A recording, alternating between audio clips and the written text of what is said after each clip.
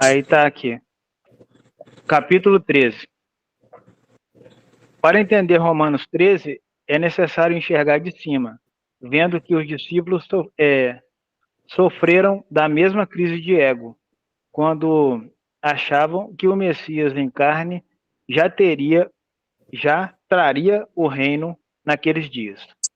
Então, aqui é quando Jesus estava lá com os discípulos, eles sofreram de crise com Jesus, porque eles estavam achando que Jesus ia trazer o reino naqueles dias.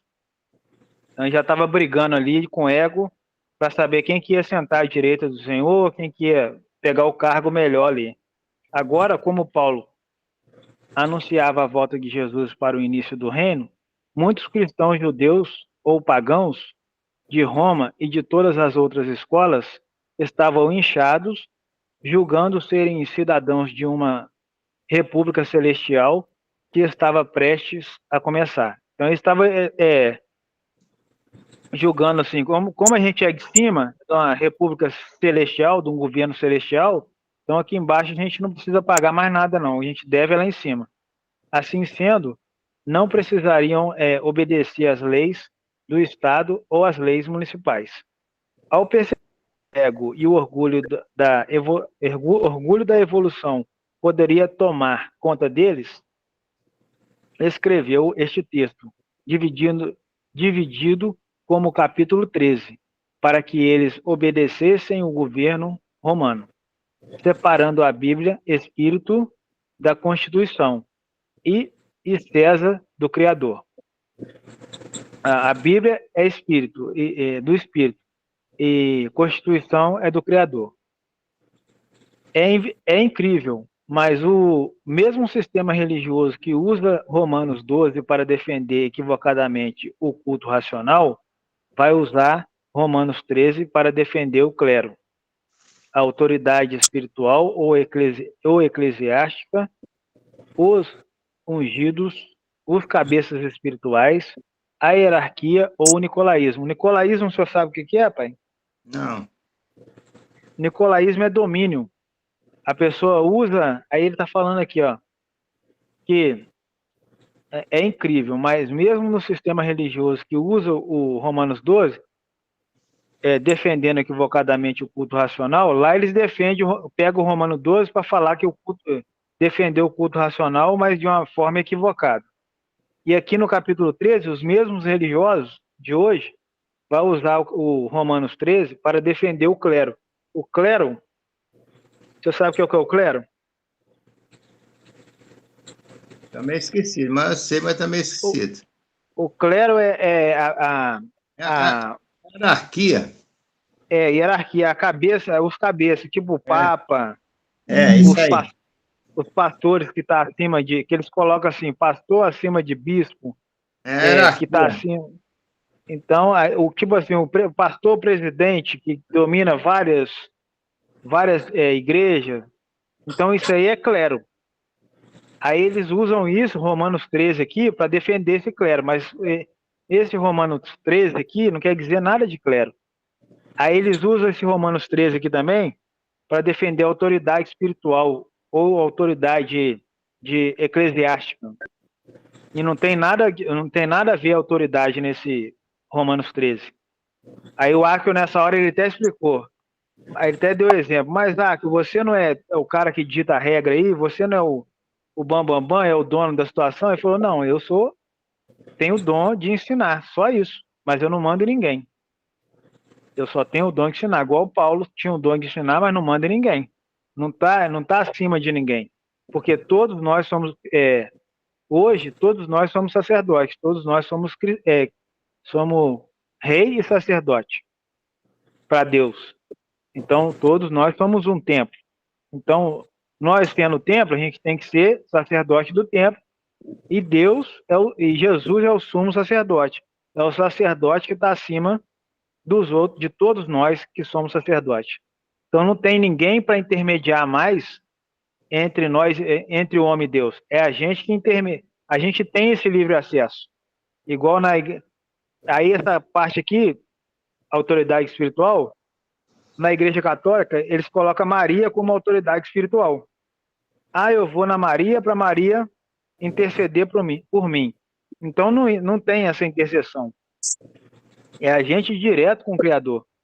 Porque nós somos sacerdotes, a gente conversa com o sumo sacerdote, que é Jesus, e o sumo sacerdote, que é Jesus, conversa com o Pai. E aí sim, é dessa forma que está sendo hoje. E eles usam esse Romanos 13 aqui, para falar que a gente tem que ir no Papa, tem que ir no pastor, para a gente ter a bênção, para a gente confessar pecado lá no naquela cabaninha lá da Igreja Católica. Então não tem isso. A gente confessa pecado direto com Jesus. Não tem que ir lá confessar pecado. Não existe isso. Você pode ver que Paulo, Pedro, Tiago, João não tinha isso. O quadradinho lá de Pedro, Tiago e João, e ele esperando os outros virem confessar pecado. A gente confessa, tipo assim, ó, Patrícia, eu errei ali. Aí a Patrícia vira e fala assim, isso aí, você errou mesmo. Então é confessar no sentido de levantar a questão para ver o que um pensa, o que o outro pensa, para a gente achar uma solução. Não é questão de ter que confessar igual o pessoal confessa lá. Eles usam Romanos 13 também para isso. Os ungidos, para falar que é os ungidos e para falar que são os cabeças espirituais e tem hierarquia, estão acima na hierarquia. Aí eles usam tudo isso aqui para fazer o nicolaísmo. Que o nicolaísmo é o quê? Domínio. Então, através disso, você entra na igreja, você vê o Papa lá em cima, daquele jeito, então eu tenho que respeitar ele. Ele que é a palavra dele que é a última. Mas não, a palavra última é do Espírito Santo. Ele tem que mostrar para a gente na Bíblia como é que funciona e a gente obedece Jesus na Bíblia para ter acesso ao Pai. Com esse olhar de cima e coerente, poderemos agora começar a transcrição e tradução do capítulo.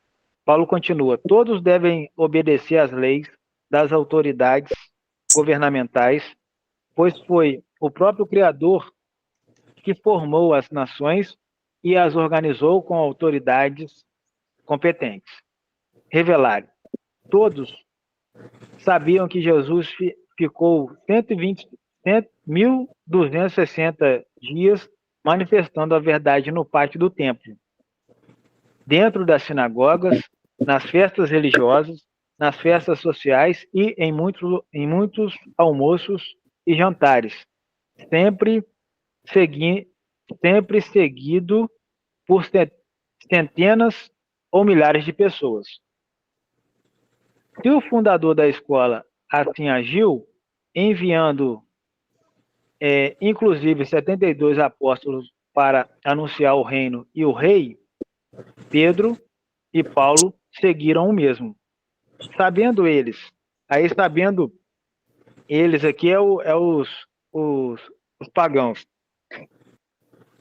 Os pagãos sabendo eles que Paulo agia em frente aos mercados públicos, teatro, praças, pátios de templos e sinagogas, queriam fazer o mesmo, porém em uma anarquia, pensando que agora obedeciam apenas ao Criador.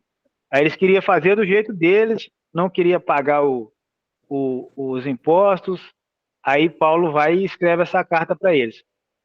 Aí coloca aqui uma lei da Constituição. Hoje, por exemplo, na Constituição brasileira, devemos obedecer o seguinte: Constituição Federal, do artigo 5º,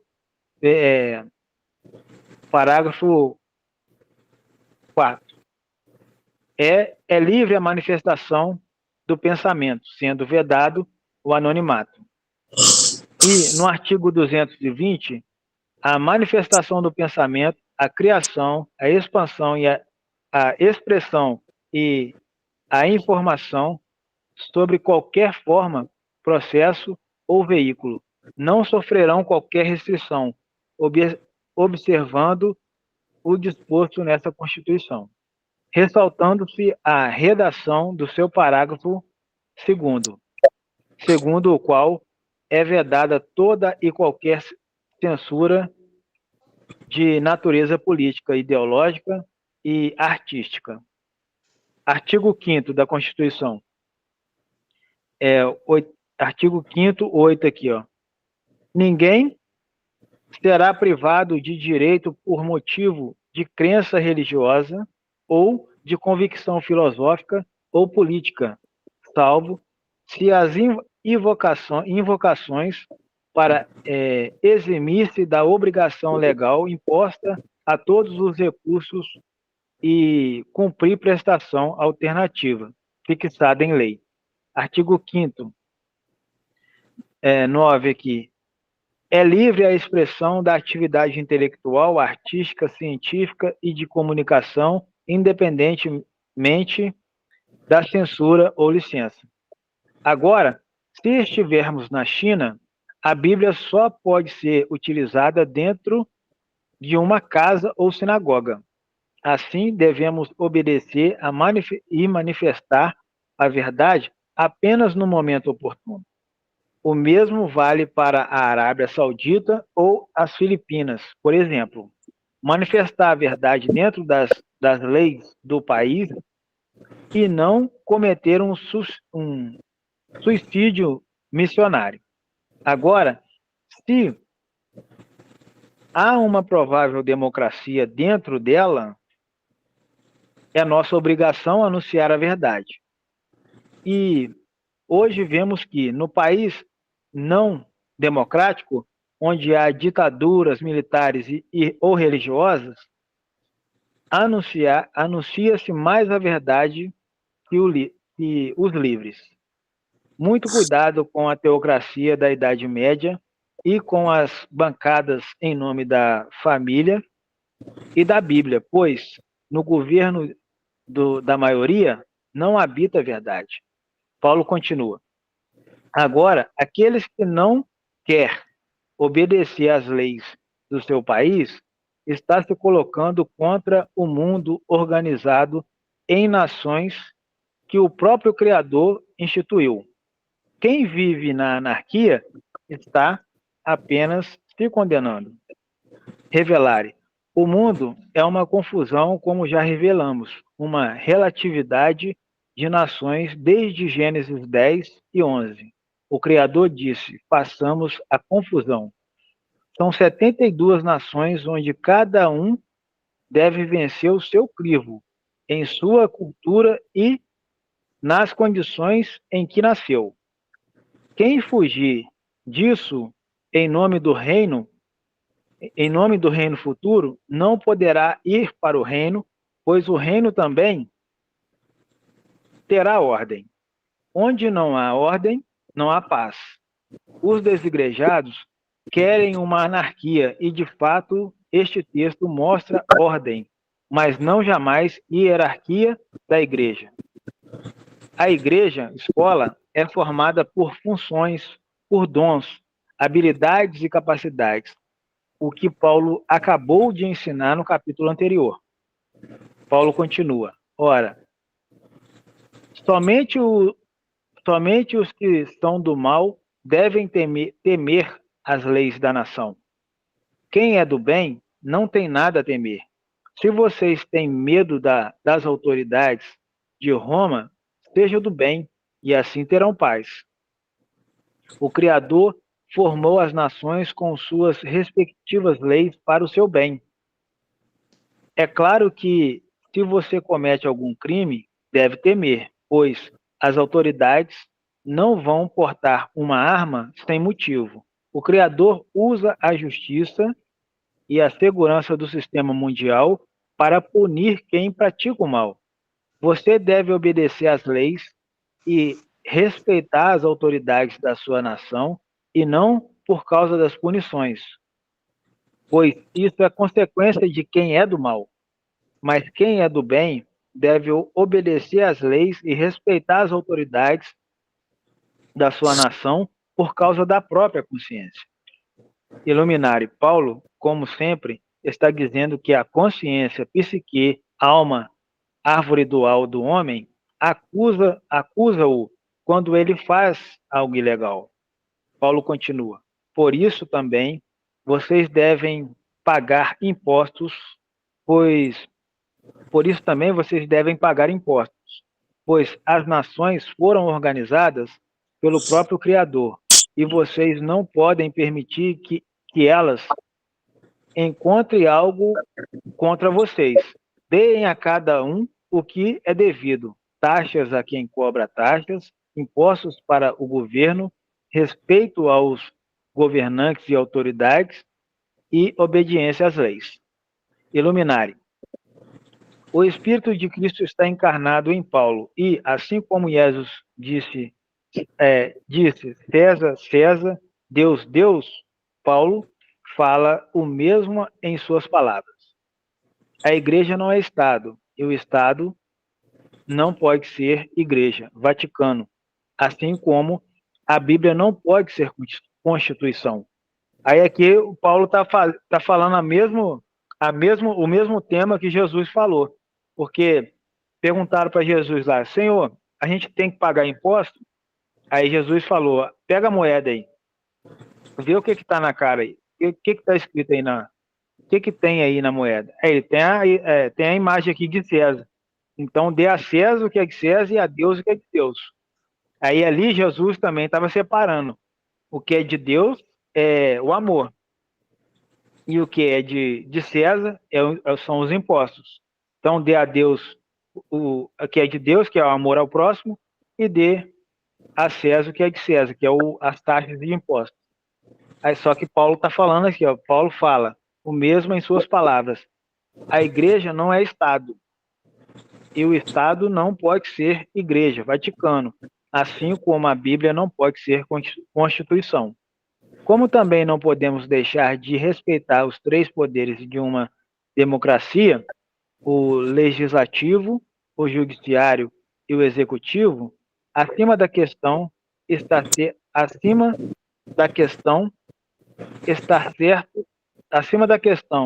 certo ou errado, está a consciência. Obedecer ao que está proposto, certo ou não. Aí ele está falando aqui, Paulo está falando, mesmo que a gente está vendo ali, isso é certo e isso é errado, mas mesmo que o governo não cumpre com aquilo, ou que aquilo ali não é daquele jeito, a gente tem que agir pela consciência, acima do certo e errado. Então, se a nossa consciência falar, faça, mesmo que a gente pague o pedágio e o pessoal não está resolvendo a estrada, não está tapando os buracos da estrada, a gente tem que ir lá e pagar o pedágio. Porque a nossa consciência fala para a gente pagar. Então a consciência está acima do que é certo e do que é errado. Se é lei, então deve ser obedecida, porque você é um cidadão. Paulo usava de seu direito, Paulo usava de seus direitos legais, como vimos no original de Atos Enviados. Revelarem. Agora, há na sua Bíblia um texto muito mal utilizado pelos bíblias, igrejados e desigrejados, que diz: Ô pai, desigrejado, o senhor sabe o que é? Hein? O senhor sabe o que é desigrejado? Os que não é religioso? Desigrejados são as pessoas Que não consegue religião nenhuma. Isso. Só que eles confiam em Cristo. Ah, eu creio em Cristo, mas eu não vou em religião nenhuma. Não vou em reunião, não vou em lugar nenhum. Esses são os desigrejados. Aí ele está falando aqui, ó. Agora, há na sua Bíblia um texto muito mal utilizado pelos bíblias, que são os judeus, ou os cristãos que vieram do judaísmo, os igrejados, ou seja, quem é da igreja, e o desigrejado, que diz: não devam nada a ninguém, a não ser o amor de uns pelos outros, pois aquele que ama o seu próximo tem cumprido a lei. Porque os desigrejados usam muito isso aqui, ó. Ah, eu não devo nada a ninguém, eu não tenho que ir à igreja, eu não tenho que ir a lugar nenhum. Eu só tenho que amar o próximo, está escrito aqui, ó. É só amar o próximo como a ti mesmo e tá tudo resolvido. E não é bem assim. Veja o contexto original para ter a semântica correta e perceber o grande erro de usar este texto isoladamente. Paulo continua: paguem tudo, respeitem a todos e não devam nada a ninguém. A única dívida de vocês deve ser o amor de uns para com os outros, pois o homem que ama o seu próximo cumpre a Bíblia. Iluminare. Mesmo não existindo ainda o livro de Mateus, Paulo já conhecia o que Jesus Cristo falou em carne, registrando posteriormente em Mateus 22, 37 a 40. Agora, o termo lei, na verdade, quer dizer a Bíblia, como se comprova no contexto posterior. Perceba que Paulo, ao contrário de muitos que isolam este texto, está dizendo que devemos pagar tudo na lei dos homens, mas a lei do Criador é o amor. Sei lá, segundo Romanos 13, a Constituição deve ser obedecida, não não devendo nada a ninguém. Mas a Bíblia, lei do Criador, é o amor. A nossa única a nossa única a nossa única dívida no mundo espiritual é o amor. A constituição do Criador é a graça. Paulo vai provar. Paulo vai provar. Cadê? Porque o amor Paulo de vai provar. Porque Paulo o vai amor provar. é o espírito da Bíblia. Isso. Vai provar agora porque o amor é o espírito da Bíblia. Aí vai provar. Paulo continua. Pois a Bíblia toda, conhecida pelos mandamentos, aí a Bíblia, lá no Antigo Testamento, está assim: não cometa porneia, não use de violência, não roube ou engane, não seja materialista ou egoísta, e todas as outras leis da Bíblia estão todas resumidas em um só espírito. Ame os que estão próximos de você, como você ama a si mesmo. Revelar. Para entender porneia, colhe todos os graus e saiba abrange o que abrange de fato a infidelidade conjugal. Paulo continua: o amor não pratica o mal contra o próximo. Portanto, o amor é o cumprimento da Bíblia. O amor é o espírito da Bíblia. E assim que deve ser agora, neste tempo. Chegou a hora de vocês despertar do sono, porque agora a nossa salvação está mais próxima do que cremos. A noite está quase acabando e o dia logo vem. Abandonemos então a abandonemos então a, abandonemos então a obediência do mal, treva, e obedeçamos à luz. Sejam pessoas éticas, decentes, agindo sempre publicamente, honestamente, na luz. Abandonem as festas imorais, abandonem as festas imorais em que vocês ficavam embriagados, abandone as relações sexuais sem compromisso e a sensualidade, abandone também as confusões, abandone as divisões, abandone as vinganças e abandone invejas.